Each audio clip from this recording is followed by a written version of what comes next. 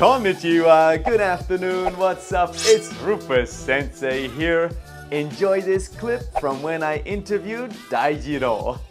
But it's actually an interesting story how I saw your videos first, Daijiro, because one day I was getting my drink on, maybe about 10 or so drinks, and I was a little tipsy, let's say tipsy, and I was just scrolling through YouTube, and then this amazing video popped up, and it sparked my curiosity, so I clicked on it. You, my friends, were singing Lose Yourself, or rapping Lose Yourself, which is an American rap song by Eminem in a British accent. And I just didn't realize how amazing that is. So we have Daijiro, who's pure Japanese, right? Yeah. You weren't born in overseas. Yes. English isn't your native language.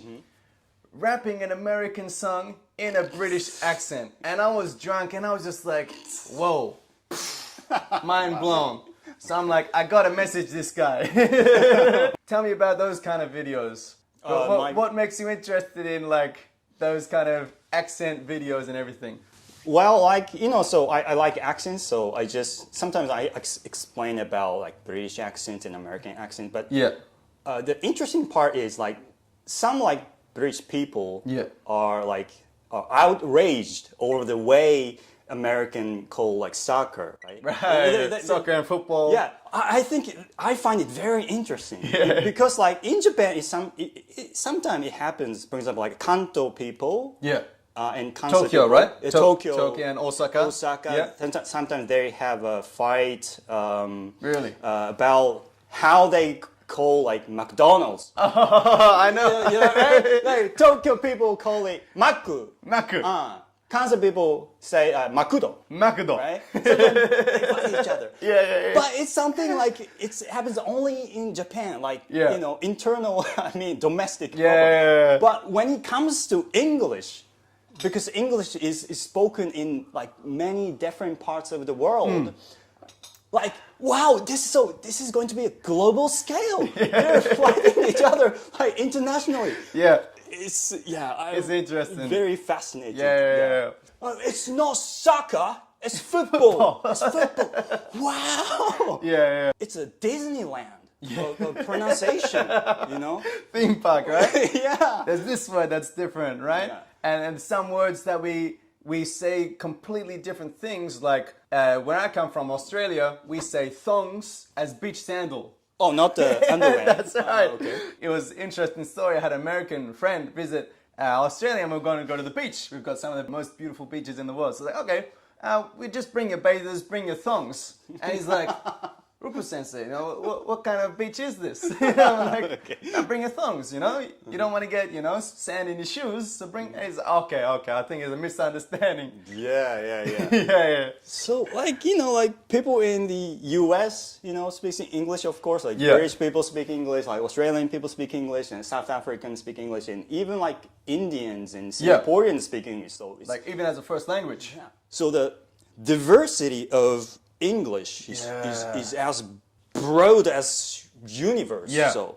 100%. And one thing I realized just traveling in Thailand, if a Thai person meets a Japanese person, they'll speak in English. Oh, yeah. Right? Right. When a Chinese businessman meets an African businessman, they speak in English. So it's like English is right now the universal language. So it's good motivation for you guys to study. I'm so jealous of you because you were born as a native. That's it. But now I'm studying Japanese, I'm jealous. That's it. The give and take. Very interesting. So that's a bit about what sparked your curiosity. But I'm interested in young Daijiro. So what were you like in your school years, high school and everything like that? Were you were really interested in English and stuff? I think English was my favorite subject, of course, but I also was the kind of student who was like joking around. Right. So like, especially I liked acting. Oh, so fantastic. I was always trying to like imitate my teachers and friends to make people laugh. And because I think I had been like fascinated by how every single person like speaks differently. Every single person like walks differently. So everybody's different. So I think that's why I liked acting. I think that's why my YouTube channel is not only about English pronunciation, but also about like funny stuff, comedy stuff, culture. And you do a lot of that imitation and imitating other accents. Even in high school and stuff, you were interested in English. But what sparked that interest? ちょっと長い話になっちゃう。Probably the starting point is that I was exposed to a variety of Japanese accents and dialect because my father grew up in Akita. Akita. Yeah. I heard it's the most beautiful women in Japan.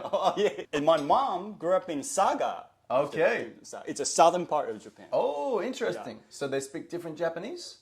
Definitely. Right. And I was born and raised in Hokkaido, which is northern part of Japan. So like ever since I was a kid, ever since I was a child, I've always wondered why do they speak differently? My mom, my dad, my friends, my teacher, they all speak differently. Why? Right? And then I started to learn English when I was in junior high school, right? And I realized that, wow, the same thing was true with English language. I mean, English has many different accents and dialects. So, and you know, as I said, English is not only spoken in one country. So, wow, this is gonna be interesting. So, that's why I found studying English very interesting. So since then, English was my favorite subject since then. That's awesome. That's awesome. That's a really cool origin story. Yes, how you got it.